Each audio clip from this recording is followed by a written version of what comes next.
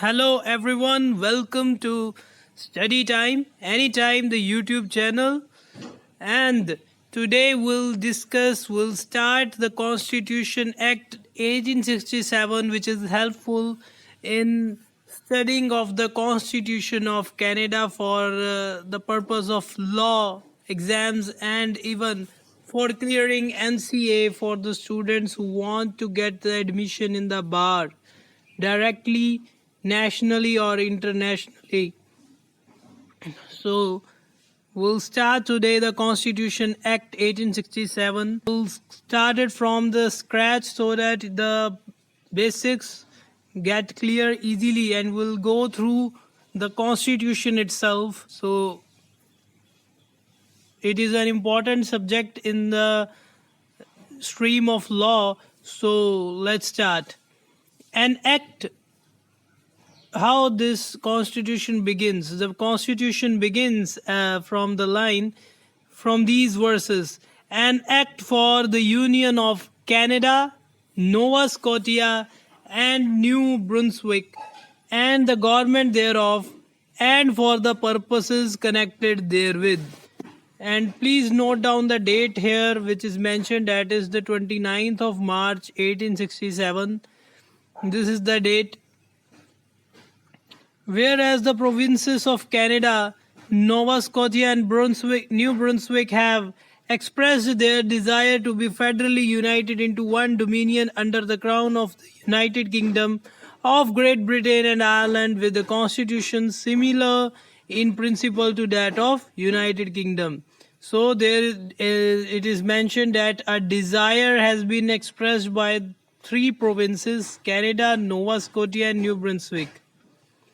So this is the date that you have to remember, 29th of March 1867, when this act has been formed.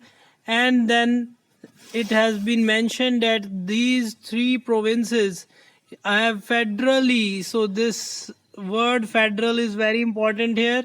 This shows that the country that is going to be governed is under a federal system, federally united into a one dominion. It is a dominion under the crown of United Kingdom, UK, of Great Britain and Ireland, with a constitution similar in principle. So the constitution is not same, but it is similar. Similar means the principles are not contrary to each other, they are in consonance to each other, but they are not actually the same one. So further they explains that, and whereas such a union would conduce to the welfare of the provinces and promote the interests of the British Empire, so this union will promote the interest of British Empire and welfare of the provinces.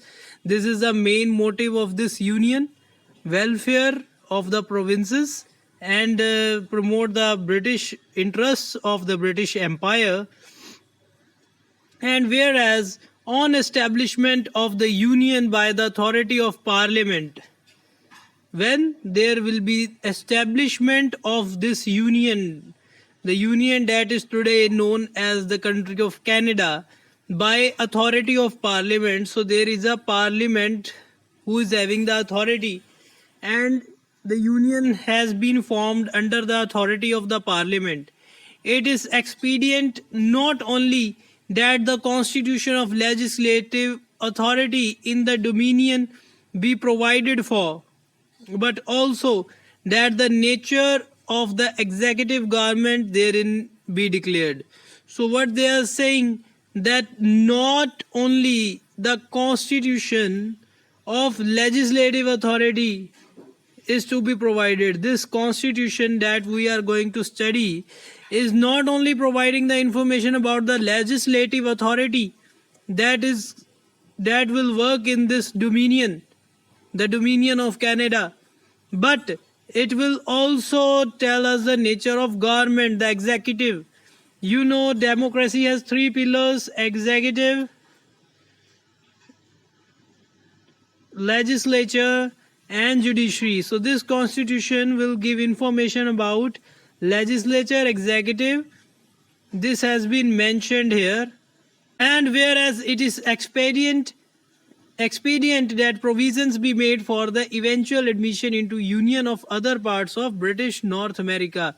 So it is also been provided that finally eventually admission of the union of other parts of British North America will also be made into this union. So some other parts of North America will that are under the Britain will be made the part of the union. So this is the introduction. That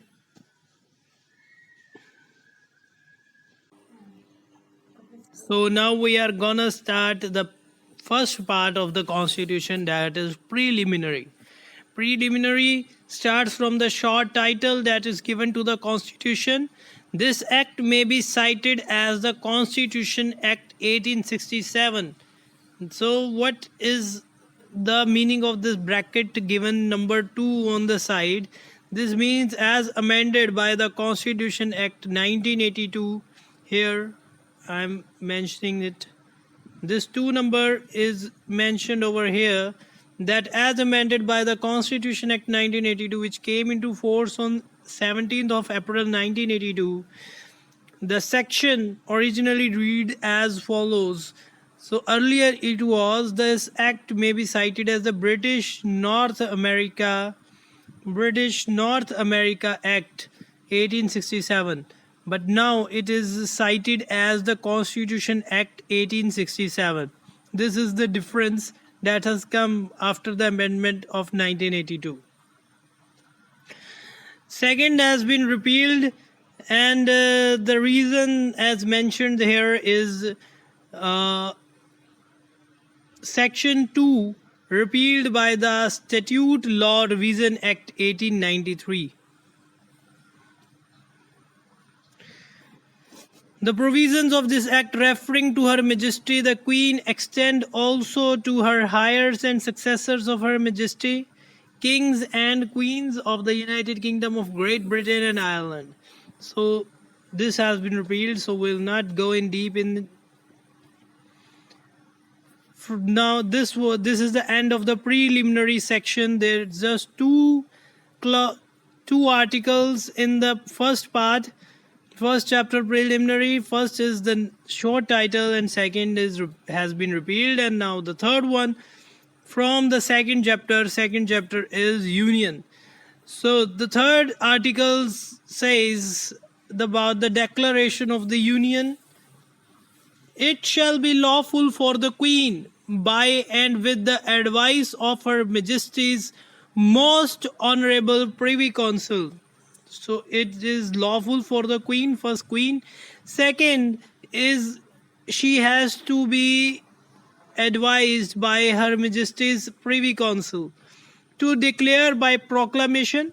She can declare by proclamation that on and after a day therein appointed, not being more than 6 months. So please take a note of this limitation, that not being more than 6 months after passing of this act, the provinces of Canada, Nova Scotia and New Brunswick shall form and be one dominion under the name of Canada. So this, after the it has been mentioned that she has the power under the proclamation to declare these three provinces together under a union named as Canada. And on and after that day, those three provinces shall form one dominion and the name will be Canada. Further, next heading is Construction of Subsequent Provision Act.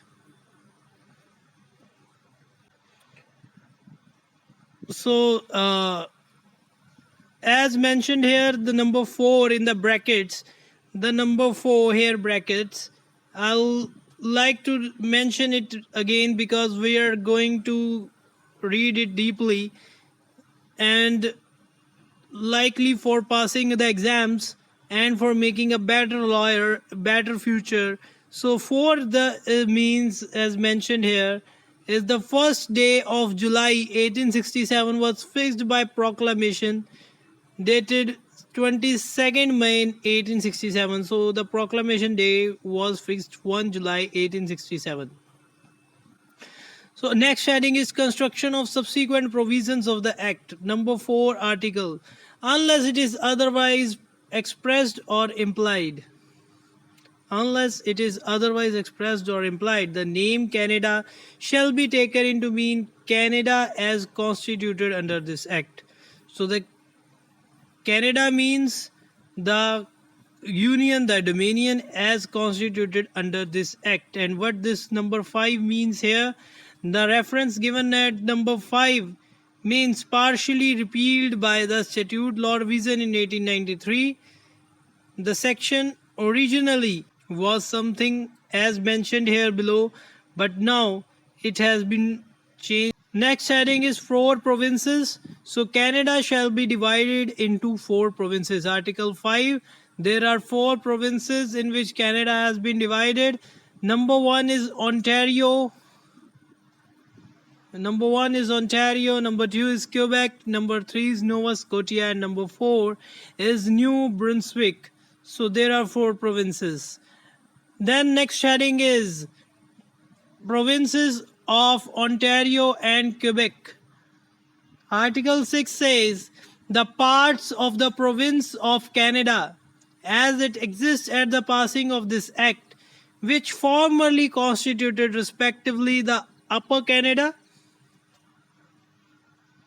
and the Lower Canada, shall be deemed to be severed and shall form 2 separate provinces. So you have to remember that parts of the province of Canada are severed, are separated, and the 2 provinces will be made. The provinces of Upper Canada and Lower Canada shall be deemed to be severed, and the part which formerly constituted the province of Upper Canada shall constitute the province of Ontario. So the earlier, which was the province of Upper Canada, it will be now the province of Ontario, and the part which formerly constituted the Lower Canada, the province of Lower Canada, that will be the province of Quebec. So in this way the division has been made. Upper Canada is with Ontario and the Lower Canada is with the province of Quebec. That has been constituted accordingly. Next heading is the provinces of Nova Scotia and New Brunswick. So the provinces of Nova Scotia and New Brunswick shall have the same limits, no change as at the passing of the act.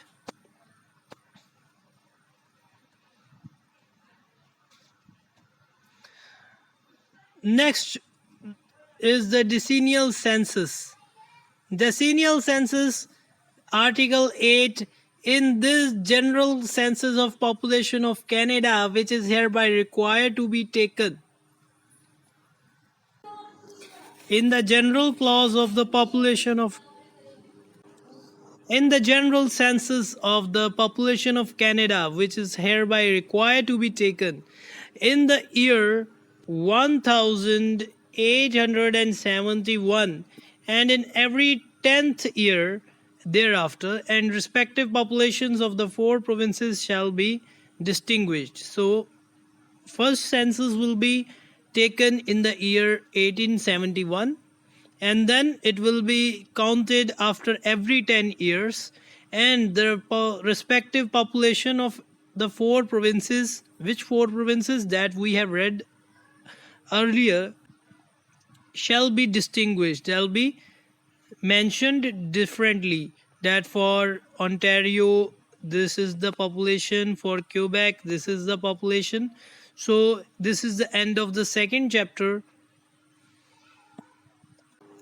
So this is the end of our video.